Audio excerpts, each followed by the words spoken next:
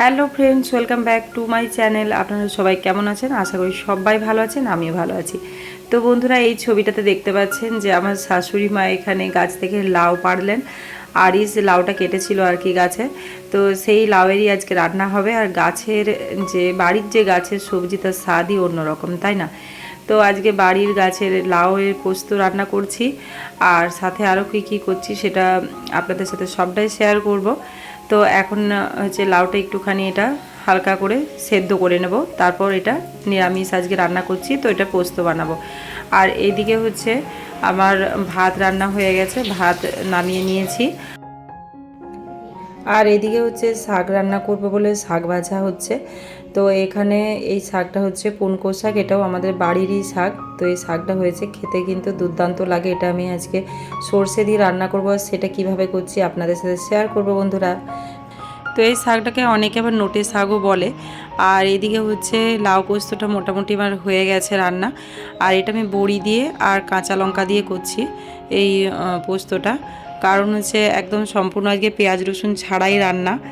তো এদিকে লাউ পোস্ত হচ্ছে, আর এদিকে আমি চাপিয়েছি হচ্ছে বাঁধাকপি। এই রান্নাটাও মোটামুটি হয়ে গেছে। আর বাঁধাকপির সবজি হচ্ছে। আর শীতকালে বাঁধাকপির সবজি কিন্তু বেশ খেতে ভালো লাগে। আর এখন আমাদের বাড়িতেও অনেক কিছুই, মানে আমার শ্বশুরবাড়িতে গেলে অনেক কিছু সবজিটা ফ্রেশ ফ্রেশ পাওয়া যায়, কারণ এখন আমাদের বাড়িতেই হয়েছে লাউ। লাউ শাক খাওয়া হয়, লাউ ডাঁটা, তারপর গাছে লাউও ধরেছে, তারপর মূলো শাক, পালং শাক, নোটে শাক, কাঁচা লঙ্কা, বাড়িতে অনেক কিছু যেগুলো কিন্তু একদম ফ্রেশ ফ্রেশ এখন খেতে পাচ্ছি, যেটা কিন্তু আমরা মুম্বাইয়ে পাই না। আর এদিকে বন্ধুরা, ওইদিকে লাউটা রান্না হয়ে গেছে, বাঁধাকপিও হয়ে গেছে। এখানে আমি চাপিয়ে দিয়েছি ওই নোটে শাক, যেটা সেটা হচ্ছে সর্ষে দিয়ে রান্না করব। তো এটা হচ্ছে সর্ষেটা শিলনোড়াতে বাটা হয়েছে। তো সর্ষেটা বেটে রাখা হয়েছে, সর্ষে দিয়ে কিন্তু খুব ভালো লাগে। আবার অনেকে পোস্ত দিয়েও করে, আমিও করি। পোস্ত দিয়েও কিন্তু খুব ভালো লাগে, আবার হচ্ছে সর্ষে দিয়েও ভালো লাগে। তো এটা আমি যেহেতু লাউ পোস্ত করেছি, আর এটা হচ্ছে আরিস আর রিসানের জন্য এখানে নিরামিষ একদম ঝালটা রাখা আছে, ওরা ঝাল খেতে পারে না বলে একটা ছোটো বাটি করে তুলে রেখেছি। এদিকে মুসুরির ডাল করেছি।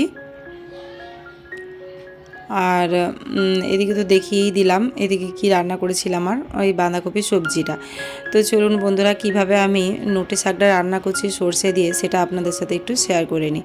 তো এখানে তেল দিয়েছিলাম অল্প, আর তারপর কাঁচা লঙ্কা আর হচ্ছে ফোড়ন দিয়েছিলাম। তারপরে আলুটাকে হালকা ভেজে নিচ্ছি। তো আলুটাকে মোটামুটি ভাজা হয়ে গেলে, আর ওদিকে আমি শাকটা অল্পখানি ভাপ দিয়ে রেখেছি আর কি। তো আলুটাকে এখন ভালো করে আর কি ভেজে নেব। তো এই তারপর যে সর্ষেটা বেটে রেখেছিলাম, সর্ষেটা এরপর এখানে দিয়ে দিলাম। এবার সর্ষেটাকে ভালো করে আলুটার সঙ্গে মাখিয়ে নেব। আর অল্প আছে করব, যাতে ধরে না যায়। তো খেতে এতটাই এটা সুস্বাদু হয়, মানে ঝাল ঝাল হয় আর কি। এটা তো খেতে অপূর্ব হয় আর কি, খুবই সুস্বাদু হয় খেতে। আর তারপর যে শাকটা একটুখানি ভাপিয়ে রেখেছিলাম হালকা, তো সেই শাকটা এখন আমি দিয়ে দিলাম। এরপর শাকটাকে আলুর সাথে সর্ষের সাথে ভালো করে মাখিয়ে নেব। ভালো করে এটা মিক্স করে তারপর এটাকে অল্প আছে আর কি রান্না করে নেব।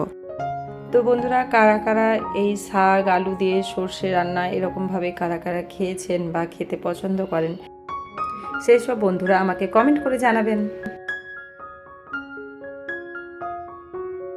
তারপর হচ্ছে সবার জন্য এখানে ভাত বাড়া হচ্ছিল, বেশ সবাইকে খেতে দেওয়া হবে।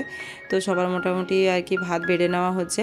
তো এই কি রান্না হয়েছিল একবার যদিও দেখিয়েছি, আর একবার দেখিয়ে দিচ্ছি। নিরামিষ রান্না হয়েছিল। এদিকে হচ্ছে শাক করা হয়েছিল, যেটা আলু দিয়ে সর্ষে দিয়ে, আর ওদিকে লাউ বড়ি পোস্ত, বাঁধাকপির সবজি, আর ওদিকে ছিল বেগুন ভাজা ডাল। তো বেগুন ভাজাটা মা নিচে করেছিল, তারপর আর কি দিয়েছিল। মা আর কি আলাদা রান্না করেন, ঠাকুরের জন্য আর কি রান্না হয় নিচে আলাদা করে, তো সেটা তারপর আমাদেরকে উপরে বেগুন ভাজাটা নিম দিয়ে দিয়েছিল। এরপর একদম সন্ধ্যাবেলায় চলে এসেছি এখানে। এখন সন্ধ্যাবেলায় প্রদীপ দেখাচ্ছি পুরো বাড়িতে। তো আর এটা হলো আমার শ্বশুর বাড়ির ঠাকুর ঘর। তো এখন ঠাকুর ঘরের প্রদীপ দেখাচ্ছি। আর আমি যখনই শ্বশুর বাড়ি যাই, যটা দিন থাকি, চেষ্টা করি প্রদীপ দেখানোর, কারণ এই প্রদীপ দেখানোর মধ্যে অনেক আনন্দ, অনেক অনুভূতি লুকিয়ে থাকে। পুরো ঘর ঘুরে এরকমভাবে প্রদীপ দেখানো, তুলসী তলায় প্রদীপ দেখানো, এর একটা সত্যিই নিজেকে মানে ভীষণ ভালো লাগে। তো এমনি যে মুম্বাই যখন থাকি তখন সেখানে একটা প্রদীপ দেখানো সে একটা ঘরের মধ্যেই একটা অন্যরকম। আর এইখানে এলে পুরো ঘর ঘুরে ঘুরে তুলসীতলা, এটা হচ্ছে আমাদের তুলসীতলা। তো এখন তুলসীতলায় প্রদীপ নিয়ে এসেছি। তো পুরো বাড়ি এরকমভাবে ঘুরে ঘুরে তুলসীতলায়, তারপর পুরো ডোরে ডোরে ঘুরে ঘুরে আর কি এরকম প্রদীপ দেখানো হয়। তো এই যে নিয়ম রীতি এগুলো কিন্তু বেশ ভালো লাগে। এই তুলসীতলাতে প্রদীপ দেখানো হলে তারপর আমাদের যেদিকে মেন ডোর সেদিকে আবার প্রদীপ নিয়ে যায়।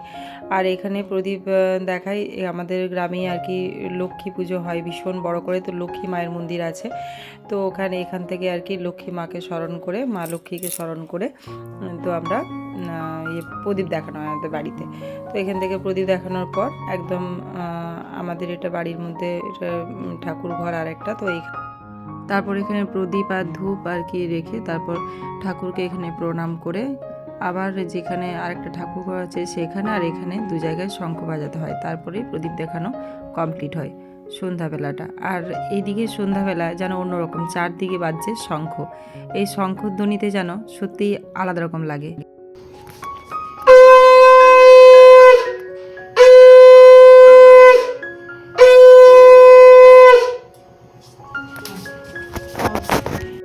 তো বন্ধুরা, আজকের ভিডিওটা এই পর্যন্তই। আবার দেখা হবে নতুন কোনো একটা ভিডিও নিয়ে। যদি ভালো লেগে থাকে অবশ্যই লাইক কমেন্ট শেয়ার করবেন। থ্যাংক ইউ সো মাচ এতক্ষণ আমার সাথে থাকার জন্য।